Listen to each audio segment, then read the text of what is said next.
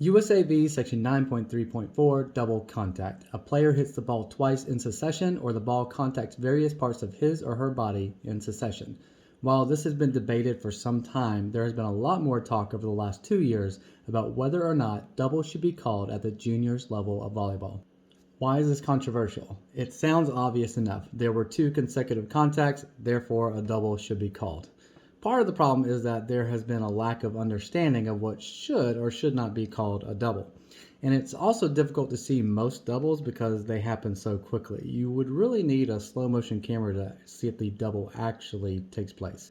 Many people believe that a double should be called just because there is spin on the ball, but spin does not mean that there is double contact. A person can make the ball spin with just one finger if they wanted to. Looking at the USAV rule, there is no mention of spin on the ball. A referee can only make the call by actually seeing the 2 contacts in succession. It cannot be assumed and it cannot be based on the spin of the ball.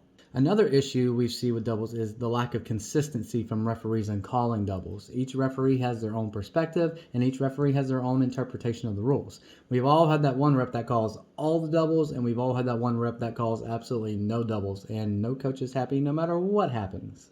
Here's the case for calling doubles. 1. It teaches to better the ball. When a double is called, it lets the setter know that they need to fix their mistake and work on having cleaner hands.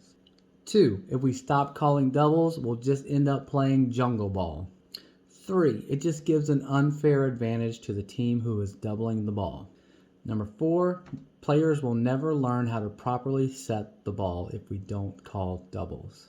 And while those are reasonable arguments for calling doubles, here's the other side of that, the case against calling doubles. 1. It doesn't actually teach the player to better the ball. It's difficult to learn a skill during a match if that skill is not really there to begin with, especially at the lower levels.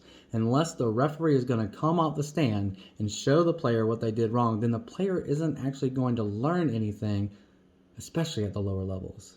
2. Setters don't usually know or feel that they made a double contact. Anytime a double is called, you are more than likely going to see a confused setter.